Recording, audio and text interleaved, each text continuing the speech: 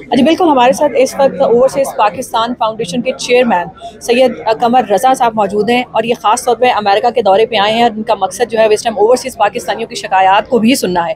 इनसे बात करते हैं और जानते हैं कि अभी तक इन्होंने ओवरसीज़ पाकिस्तानी की कौन सी ऐसी शिकायत हैं जिनको ज़्यादा सुना है और गवर्नमेंट ऑफ पाकिस्तान जो है ओवरसीज़ के मसाइल हल करने में किस तरह संजीदा है। ख़ास तौर पर जब से आपने ये ओहदा संभाला है तो आपने कौन से मसाइल देखे हैं ओवरसीज़ पाकिस्तानी को जिनको आप समझते हैं कि सबसे ज़्यादा तवज्जो देनी चाहिए? सबसे पहला मसला जो ओवरसीज़ का है वो उनकी जायदादों का है कि पाकिस्तान में उनकी जायदादें महफूज नहीं समझी जाती हैं।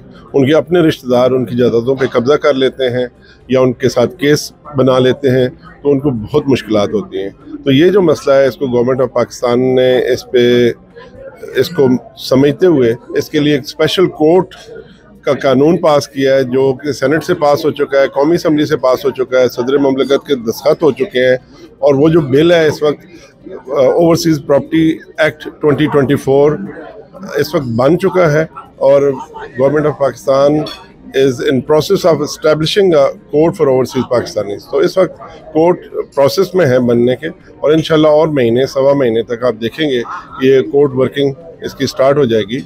तो इससे मैं समझता हूँ ओवरसीज़ के ये जो प्रॉपर्टी वाला मसला है ये हल हो जाएगा।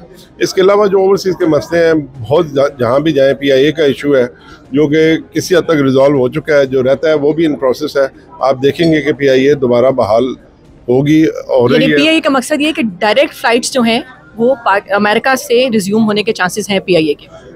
सबसे पहले तो UK में रिज्यूम होंगी फिर उसके बाद अमेरिका। हम अमेरिकन से इस वक्त जो है पाकिस्तान से जो फ्लाइट आती है वो पहले मैनचेस्टर आती है और फिर मैनचेस्टर से अमेरिका आती है। ये सिलसिला तो आप देखेंगे 12 मार्च को जो ब्रिटिश एविएशन है उनका बोर्ड मीटिंग है और उसमें ये फैसला होना है और उसके बाद फिर पाकिस्तान से जो PIA की फ़्लाइट्स हैं वो UK के लिए शुरू हो जाएंगी और फिर जब UK के लिए शुरू होंगी तो अमेरिका के लिए भी शुरू हो जाएंगी।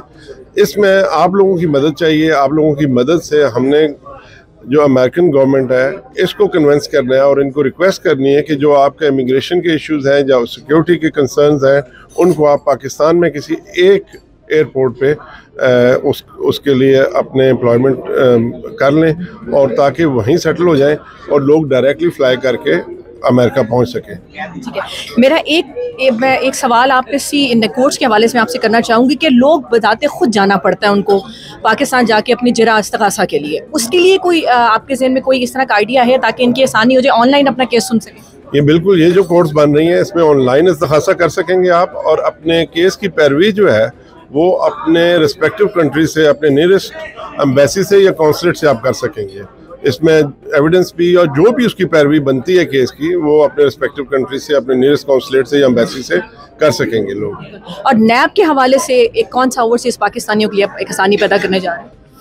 जो नैब से ऑलरेडी इस पे MOU साइन हो चुका है, नैब इज़ इन प्रोसेस। उन्होंने इस्टेब्लिश किया, एक सेल बनाया है जो नैब हेडक्वार्टर में है और डेस्क ऑफिस जो है वो उनके रीजनल ऑफिस में है।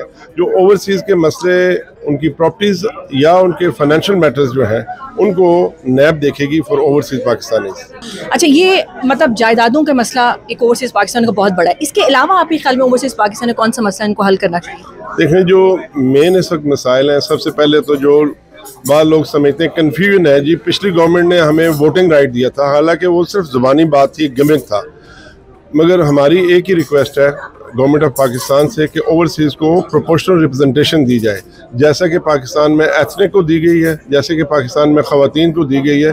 इस तरह से आप पाकिस्तान ओवरसीज़ पाकिस्तानी जो है उनको असम्बलियों में भी और सेनेट में भी नुमाइंदगी दी जाए। इसके अलावा लोगों का मसला जो है वो रिपेट्रिएशन ऑफ मनी है कि अगर उनके पैसे पाकिस्तान में पड़े हैं या कुछ जायदाद है वो बेच के अपने रिस्पेक्टिव कंट्रीज़ में पैसे लाने चाहते हैं तो उनको इजाज़त होनी चाहिए। इस वक्त $1 लाख वो ला सकते हैं एक साल में। तो इस सिलसिले में भी हम इक़दाम कर रहे हैं कि इसकी लिमिट बढ़ा दी जाए या इसको जितने पैसे जो लाना चाहे वो वापस अपने मुल्क में ला सके। तीसरी चीज़ जो मेनली बात होती है, मोबाइल टेलीफोन पे बात होती है, वो भी गवर्नमेंट ऑफ पाकिस्तान से अब जो हमारा आगे कॉन्फ्रेंस होने जा रही है उस पर इंशाल्लाह अनाउंस होगा कि जो ओवरसीज़ पाकिस्तानियों को फेस करना पड़ता है, मोबाइल टेलीफोन पे टैक्स देना पड़ता है, इससे भी उनको मुस्तस्ना किया जाए। इसके अलावा जो ओवरसीज़ पाकिस्तानियों की एक और शिकायत है कि जी हम पाकिस्तान में रहते नहीं हैं और पाकिस्तान में हमें नॉन फाइलर ट्रीट किया जाता है। उस सिलसिले में गवर्नमेंट ऑफ पाकिस्तान से बात हुई है, जो पाकिस्तानी पाकिस्तान में जिनकी इनकम टैक्सेबल इनकम नहीं है उनको नॉन फाइलर न तस्वर किया जाए, उनको फाइलर तस्वर किया जाए, उनको यहाँ स्पेशल स्टेटस दिया जाए।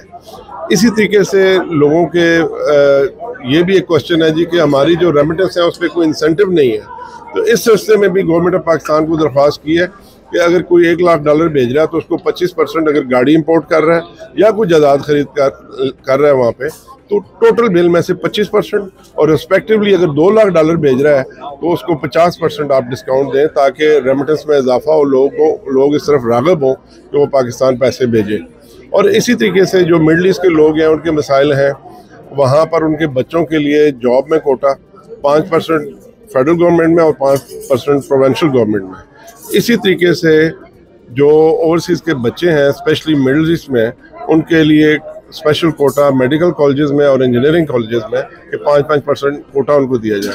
सो ऑन फोर्थ इस तरह के इश्यूज़ हैं ओवरसीज़ के और इंशाल्लाह उन पर काम कर रहे हैं। आप लोग भी रहनुमाई करें, कोई आप समझते हैं तो आप ज़रूर नोटिस में लेके आएँ। ठीक है, बहुत शुक्रिया। आपने बिल्कुल चेयरमैन साहब की गुफ्तगू सुनी है। ओवरसीज़ पाकिस्तानीज़ बहुत उम्मीदें लगाए बैठे हैं, अपने वतन में इन्वेस्टमेंट भी करना चाहते हैं, लिहाजा गवर्नमेंट ऑफ पाकिस्तान अगर इन अपने ओवरसीज़ पाकिस्तानी के मसाइल को जो है वो सुने और उनको बेहतर बनाने की कोशिश करे तो यकीनन जो है वो रेमिटेंस में खातिर खा इजाफा देखने में आ सकता है।